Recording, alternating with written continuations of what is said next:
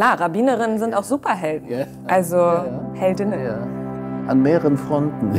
Ja, genau. Wenn wir unseren Talit ganz weit ausbreiten, dann heben wir ab. Ja.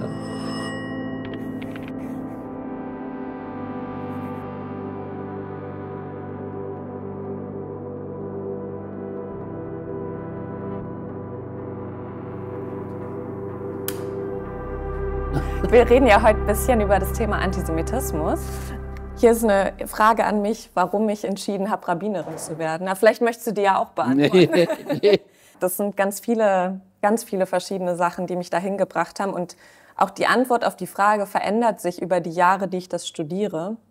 Das eine mittlerweile ist vor allem, dass ich jetzt auch so Schwerpunkte gerade habe mit Menschen, mit denen ich gerne arbeite. Das sind zum einen eben patrilinear jüdische Menschen, denen irgendwie zu helfen und für die da zu sein. Und das andere, ich habe so einen Schwerpunkt gefunden in dem Thema jüdische Lebensrealitäten.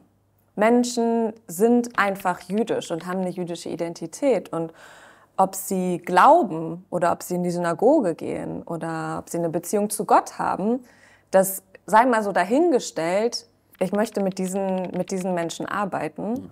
Und ich denke, auch diese Menschen sollen eine Rabbinerin zur Verfügung haben, wenn sie zum Beispiel heiraten möchten oder jemanden für eine Beerdigung brauchen. Da wird es ja dann auch immer wichtig. Oder wenn sie doch mal in die Gemeinde gehen wollen.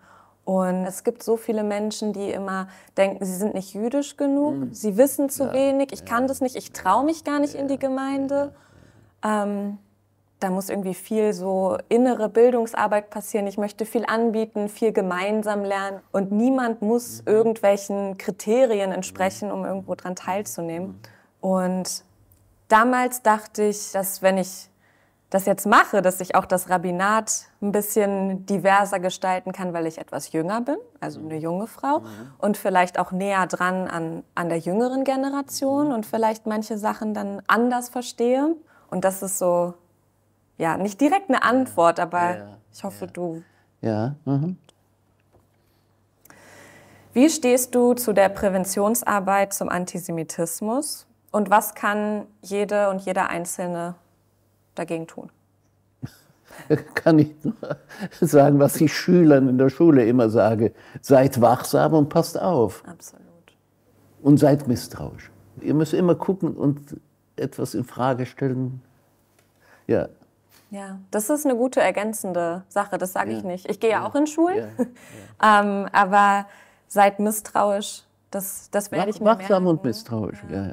Ja, mit offenen Augen und Ohren durch die Welt gehen. Absolut, und das geht ja jetzt nicht nur um jüdische Menschen und um Antisemitismus, aber einfach aufstehen und was dagegen sagen, andere Menschen ansprechen, wenn man Ungerechtigkeit wahrnimmt oder wenn Menschen angegriffen werden.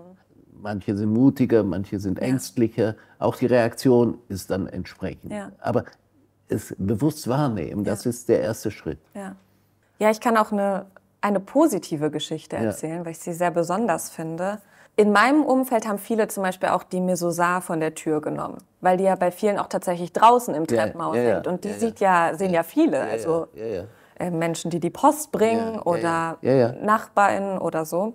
Also wo ich wohne, da unsere Nachbarinnen, die wissen, dass wir jüdisch sind. Und die unter uns wohnt, sie hatte mich angesprochen, ich hatte sie im Bus getroffen und dann sind wir das Stück nach Hause zusammengelaufen und dann hat sie gefragt, wie es uns denn eigentlich geht.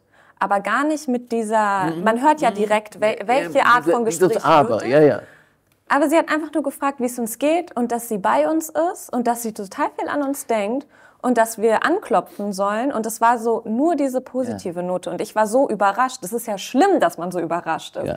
Weil ich habe das zuvor auch noch nie erlebt und noch nie von jemandem gehört. Aber das war ein Beispiel, das wünsche ich mir. Und das wünschen sich, glaube ich, viele. Du musst gar nicht dich irgendwie positionieren oder irgendwas rechtfertigen, irgendwas erzählen. Einfach nur sagen, ich bekomme das mit, ich denke an euch und klopft bei mir an die Tür. Übrigens, ich muss sagen, meine Reaktion auf das, was ich an Nachrichten in dem Zusammenhang wahrnehme, sehr gespalten. Permanente Angst, das Falsche zu hören, aber auch eine positive Überraschung. Ich merke, nicht nur in der Politik, wo es auch andere Gründe gibt, aber auch tatsächlich, wenn ich mir die Demos angucke, da merke ich, es gibt auch andere. Ja, und das tut gut. Ja, ja. Das stimmt.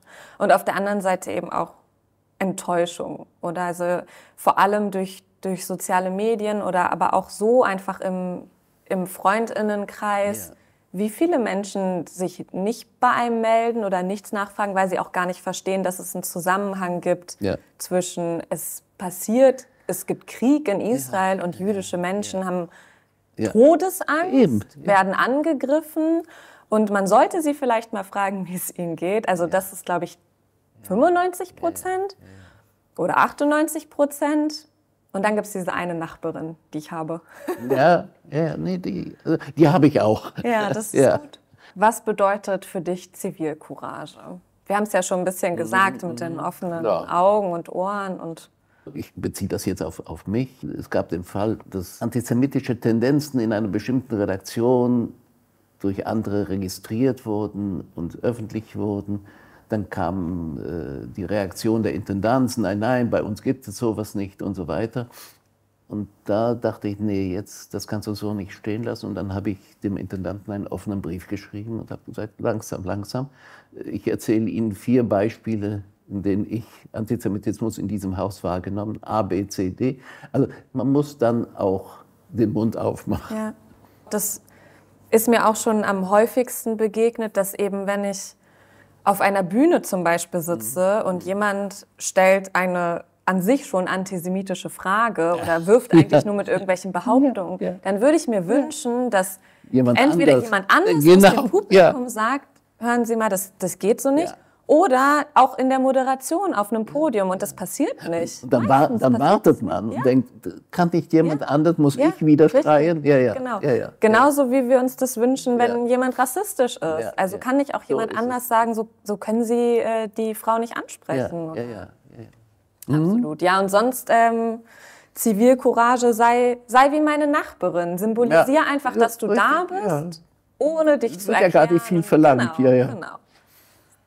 So, wir haben ja nur noch 2 Karten. Guck mal eine an. Hast du ein Idol oder ein Held oder eine Heldin?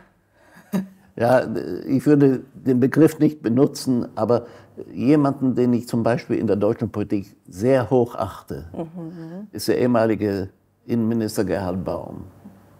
Bei ihm kann man sich darauf verlassen, dass wenn was ist, er seine Stimme erhebt und wahr macht. Hauptsächlich sind es Frauen bei mir.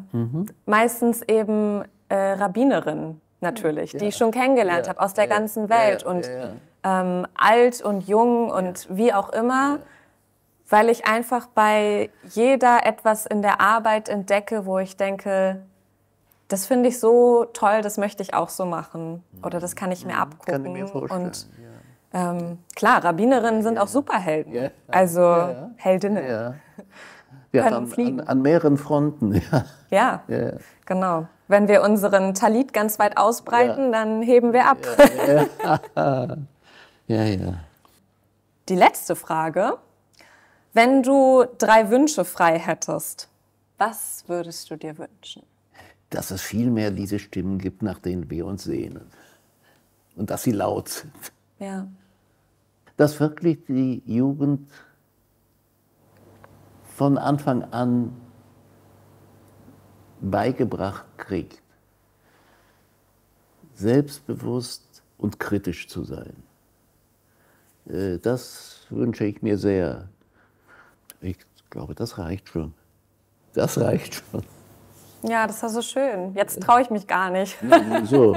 Ich dachte jetzt an so große Überbegriffe wie, dass der Klimawandel gestoppt wird, damit wir noch vielleicht länger was von der Welt haben, damit die jüdische Zukunft dann auch tatsächlich stattfindet.